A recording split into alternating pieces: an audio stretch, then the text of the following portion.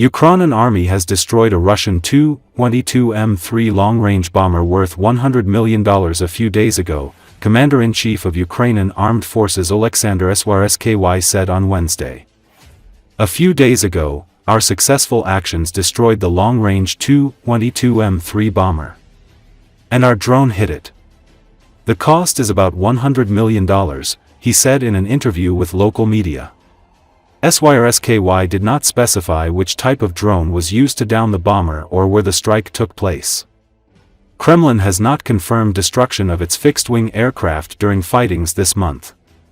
However, on April 2, the Russian Defense Ministry reported that its Tu-22M3 bomber crashed in Siberia due to what it described as a technical failure. Four crew members were forced to eject, while the pilot was killed during the crash. Being a Soviet-era strategic bomber, Tu-22M3 is designed for both nuclear and conventional strikes and is capable of carrying Kh-22, Kh-15, and Kh-32 missiles, as well as Kab-500 guided bombs.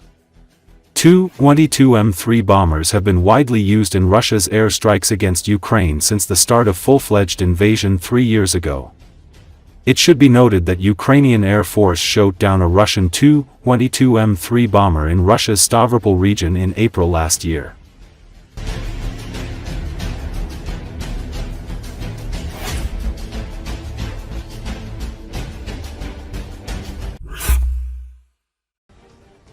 The state borderline in the area of Sumy and Kharkiv regions has not existed since 2022, since the Russian Federation began to destroy all settlements in the 5-kilometer zone. This was stated by Ukrainian military expert Pavlo Narozny on the air on Radio NV, commenting on the attempts of the Russian Federation to bypass the positions of the defense forces of Ukraine in the Sumy region.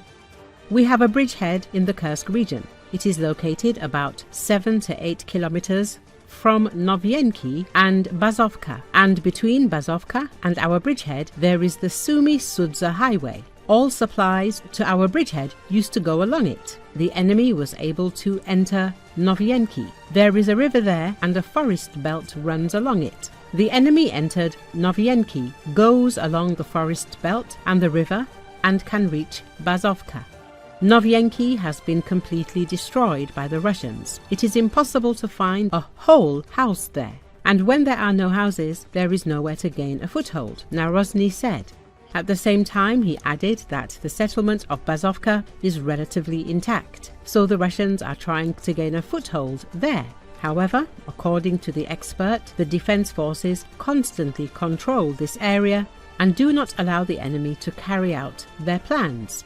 The expert also commented on the situation in the Belgorod and Bryansk regions. He noted that the greatest threat of the Russian Federation's spring-summer campaign is aimed at the Sumy and Kharkov regions. Therefore, the actions of the defense forces on Russian territory are associated with an attempt to destroy the occupiers' plans. Everything is being done to destroy the possibility of this offensive. Bridges and crossings are being destroyed. In the Belgorod region, 2 to 3 villages are under the control of Ukraine. But this is enough to place scouts there, groups that operate long-range drones and cut the enemy's logistics to a depth of 20 to 30 kilometers. And this means that it will be almost impossible for the enemy to approach and make a lightning offensive from the Belgorod region. These are preventive measures, Narozny added.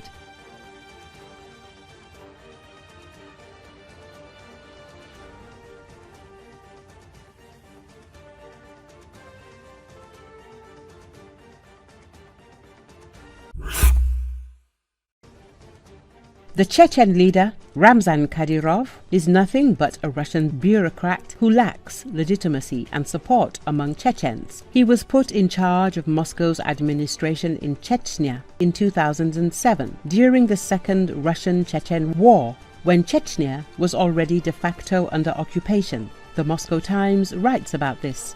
It is noted that Ramzan Kadyrov was famous at the time not just because of his father and lack of charisma, but because of his mafia-style actions against ordinary Chechens.